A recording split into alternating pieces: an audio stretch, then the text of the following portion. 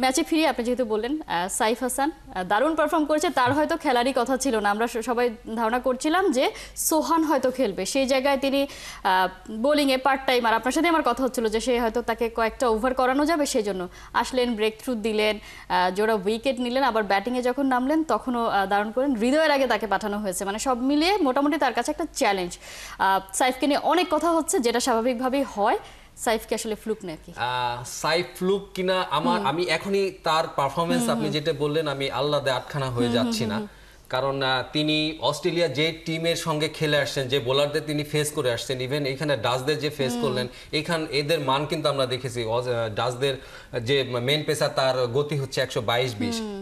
তো এখনই আমি বলবো না, মানে আল্লাহ হব না, তবে একটি ব্যাপার আমি বলবো যে সাইফের এই ইনিংসটা, সাইফের প্রত্যাবর্তনটা কিন্তু একটি হৃদয়ে কম্পন ধরিয়ে দিয়েছে।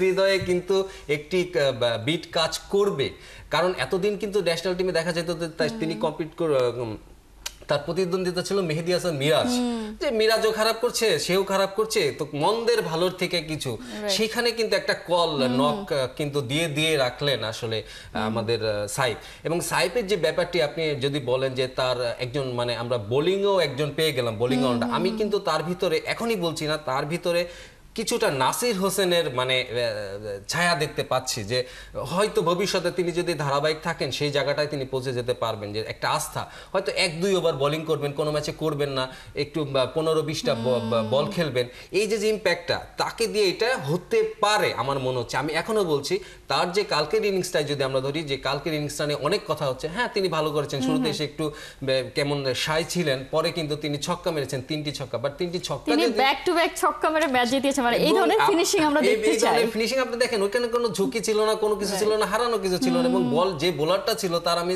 দেখলাম তিনি 22টা ম্যাচে 6টি উইকেট পেয়েছেন, বিক্রমাজিৎ সিং মনে হয় বোলার।